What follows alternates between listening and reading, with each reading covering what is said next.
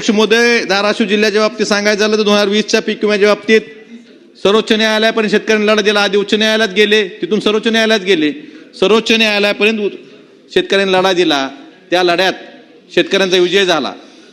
पण कंपनी कोर्टात वारंवार जाते. परवाच एक डिसेंबर 25 मध्ये उच्च न्यायालयाने एक निर्णय दिला की राज्य सरकारचा दुसरा हप्ता होता 134 कोटी रुपयाचा, तो थेट शेतकऱ्यांना द्यावा. त्यात कसं होतं, 3,33,412 शेतकऱ्यांना 514 कोटी रुपये प्रति हेक्टरी 18,000 प्रमाण देणं बंधनकारक होतं. त्याचे 288 कोटी रुपये कंपनीने दिले होते. उर्वरित 225 कोटीसाठी राज्य सरकारचा हप्ता थेट शेतकऱ्यांना द्या म्हणून उच्च न्यायालयाने सांगितलं. त्या आधारे 11 फेब्रुवारी 2026ला 134 कोटी रुपयाचा राज्य सरकारनं शासन निर्णय करून ते पैसे जिल्हाधिकाऱ्यांकडे सेवला देण्यासाठी, जिल्हाधीक्षक कृषी अधीक्षकांना देण्यासाठी वर्ग केले. पण अध्यक्ष महोदय, आमच्या धाराशिवच्या जिल्हाधिकाऱ्यांनी सरकारी वकिलाला एक पत्र लिहिलं. काय लिहिलं की हे पैसे आलेले आहेत, हे आम्ही वाटावे का नाही, कारण कंपनी सर्वोच्च न्यायालयात गेली होती.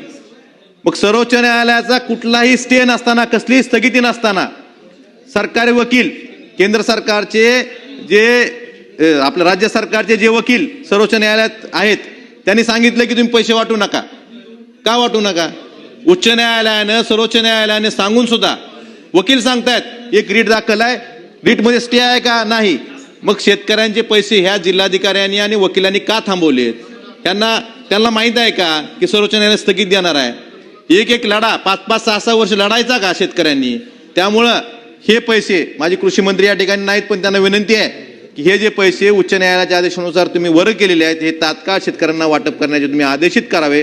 आणि कुठलीही स्थगिती नसताना जिल्हाधिकाऱ्यांनी त्या वकिलाला विचारलं का, आणि वकिलांनी कुठल्या अधिकारात पैसे देऊ नका म्हणून सांगितलं, ह्याची सुद्धा चौकशी झाली पाहिजे.